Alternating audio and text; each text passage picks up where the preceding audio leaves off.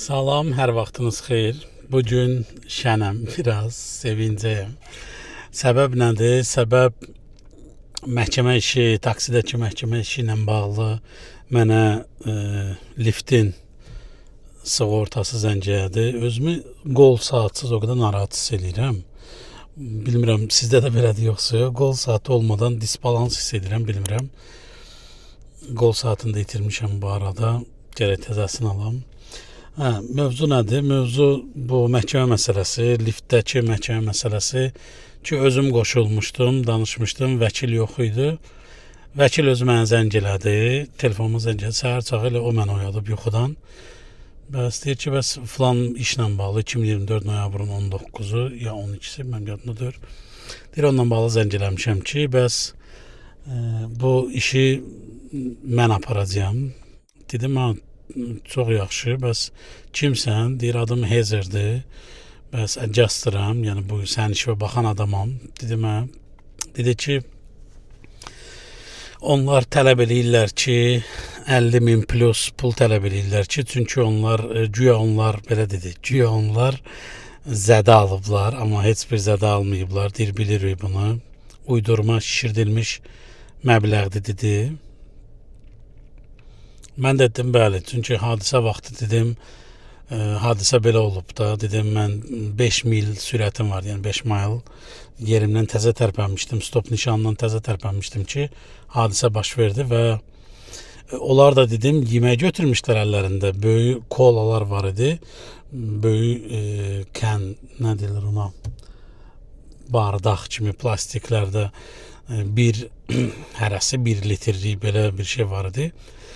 Kəmərlərini bağlamışlar. Maşında da qəza anında avtobreyk sistemi var deyə, həmin avtobreyk sistemi ani saxlama eləyir. Ani saxlama eləyəndə kəmərlər dartılır və bu maşını həm belə dang səs eləyir, həm də dartınmadan sənin o səs effektin sənin vücudunda hiss edilir. Kəmərin dartınması, toqquşma anında kəmərin dartınması və həmin o maşının breyk səsi ki, dang breyk səsi, bu sənə bir psixoloji şey verir də, bir travma kimi belə bir şey verir və adamlar qorxmuşlar həqiqətən onda.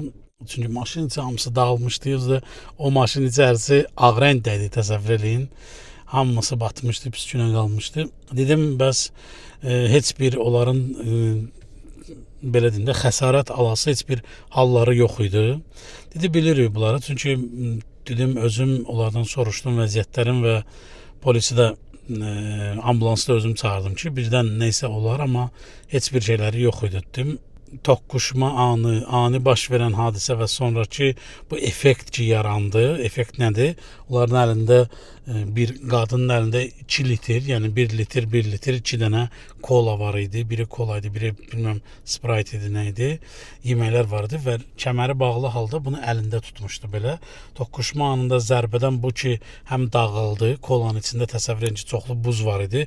Buzun bir-birinə toqquşmasından o səs, yaranan səs, toqquşmanın səsi və bu avtobreykin səsi hamısı bir xüsusi effekt verdi və bu qorxu yaratdı insanda, şok halına gətirdi, aydın məsələdir.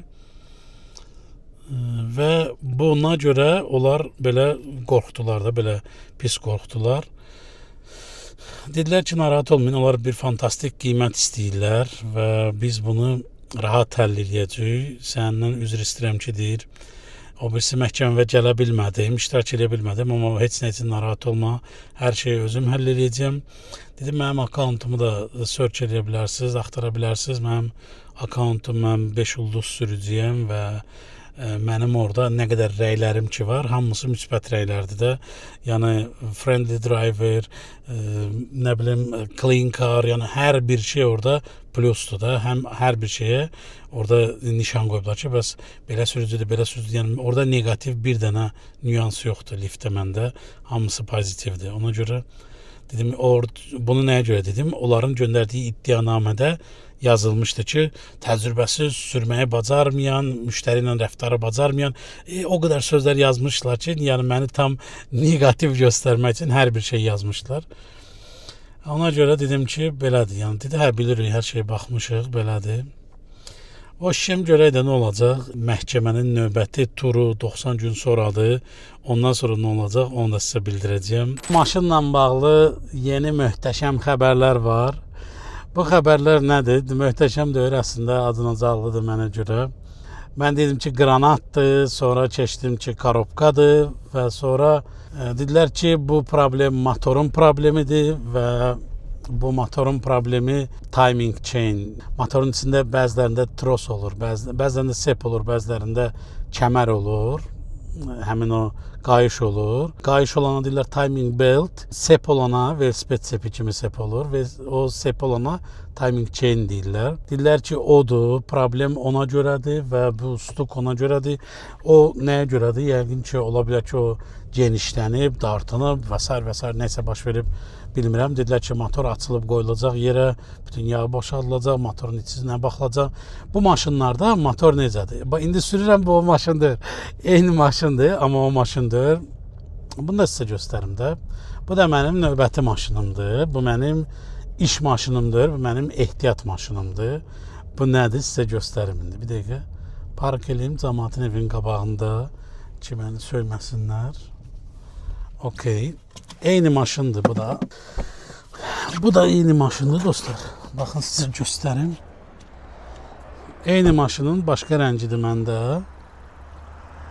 Bu mənim ehtiyat maşınımdır, ikinci maşınımdır.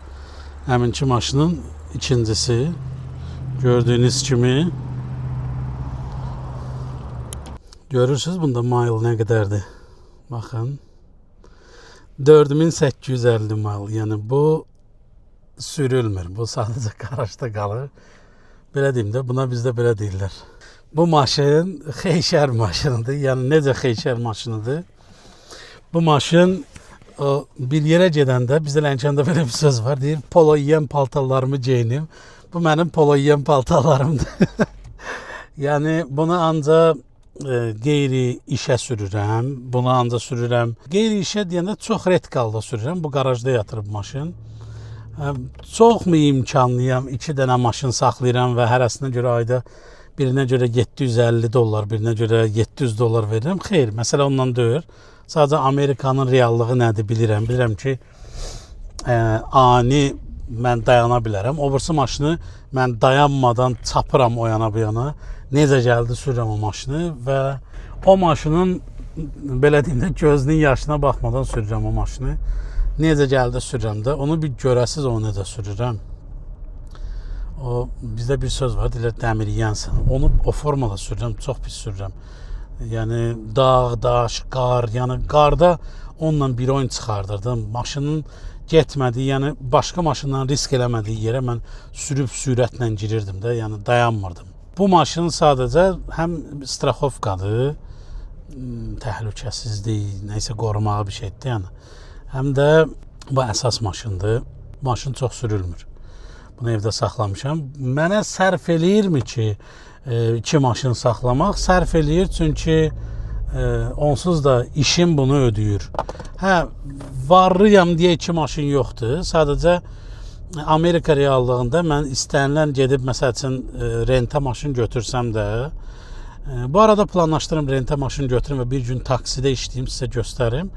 Renta maşın götürsəm də mən daha artıq pul ödəyəcəyəm. Ona görə 2 maşına mən ikisinə bir yerdə 1500 pul verirəm.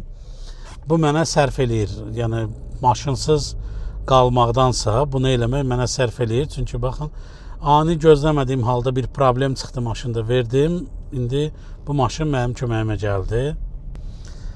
Gözləyirdiniz ki, belə olacaq və mənim həqiqətən 2 maşınım olacaq. Xeyr, belə deyir, bu mənim deyir. Çox təəssüf ki, bu mənim maşınımdır. Bu bir tanışımın maşınıdır. Bunu sadəcə xahiş elədim, götürdüm. Məni öz sığortasına əlavə elədi. Mən onun sığortasında ola-ola mən bu maşını öz Uber akkauntuma saldım və bu maşını götürdüm, beləsinə sürürəm. Yoxsa ikinci maşınım yoxdur, narahat olmayın. Kasıbçılıqdır, sadəcə bir maşından işləyirəm. Hə, indi məsələ nədir?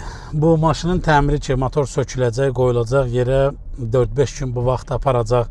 Bu 4-5 gündən sonra bilinəcək və mənə deyəcəklər ki, hə, bunun dərdi budur, bunu sığorta, yəni mənim inşuransım bunu ödəyir tam. İnşurans necə? Mən maşını alanda maşın aylığı 700 idi. Mən 750 dolları seçdim və həmin 50 dollar maşının 5 il 120 min mile probegin sürüş milin örtməyə, yəni nə baş versə həmin ərəfədə bunu sığorta ödəsin. Ona görə sığortam hələ ki ödəyir deyə bunlar bunu sökəndən sonra biləcəklər və mənə deyəcəklər ki, hə, dərd budur, problem budur, bunu sığorta ödür və yaxud dərd budur, sığorta bunu ödəmir. İndi gəl, bu pulu sən qoy yerinə, görüm hardan qoyacaqsan. Yəni bunu sığorta ödəməsə, əgər bu maşının bu xərcin sığorta ödəməsə, 100% ki, mən o maşını düzəltməyəcəyəm və 100% ki, belə də atacağım qırağa. Necə atacağım qırağa? Yəni qoyacağım qırağa, sürməyəcəm, sadəcə kreditini də ödəməyəcəm və bank nəticədə maşını götürəcək, bu formada götürüb sonra satır, zad edir, belə şeylər, yəni maşın gedir. Amma ki, onu mən ödəməli olsam, mən ödəməli olmasın. Çünki sərf eləmir də, mən niyə götürüm bir maşına, aşağısı 4-5 milyona xərc çıxar, yəni mən düşünürəm. Mən də bunu niyə ödəməliyəm də, mən niyə sürürəm ödəməliyəm də, niyə ödəməliyəm. Yenə də hər nə olsa sizə məlumat verəcəm bunun barəsində, görə elə nə olur. Başımıza nə iş gəlir, vallahi. Elə problem çıxır da, elə problem. Yəni belə deyir də, bu Amerika, mən istəyirəm o Amerikanı görüm ki, hər şey yağ kimidir burada. Görə bilmirəm də, elə problemdir. Elə nəysə xərc çıxır da, ya gərək, belə deyim də, Prius'da yaşayasan, yatasan, durasan, ya da normal biraz pullu maşın alanda vəziyyət sür də qardaş, sür. Biraz ki pul xərcləyirsən, bunun rasxodları var. Yəni eynən bizdəki kimidir. Yəni bizdə necə eyni ilə sən maşına xərc çox çıxır. Bahalı maşın hər yerdə eynidir sistem. Yəni heç nə burada free deyil, pulsuz deyil, hər şeyə görə pul verirsən onsuz da. Yəni belə deyim də, ya əvvəldə pul verirsən, ya axırda pul verirsən, amma pul verirsən. Pulsuz yoxdur da, deyim ki, sənə bu pulsuzdur, maşın pulsuz, o pulsuz, nəysə pulsuz, elə şey yoxdur. Hökmən nəyəsə görə ya maşını alanda o pulu ödəyirsən ay bayında ki, sonra pulsuz xidmət əldə edirsən, ya da sonra bunu cibindən ödəyirsən. Ona görə yəni deyim ki, maşın batdı, problemə düşdüm, maşın dayandı, problemə düşdüm.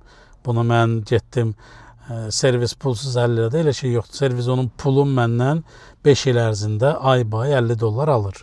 Odur ki, dostlar, izləmədə qalın. İndi nəticə nə olsa sizə xəbər verəcəm bu barədə. Görə elə nə olur, nə çıxır bundan, ustalar nə deyəcəklər.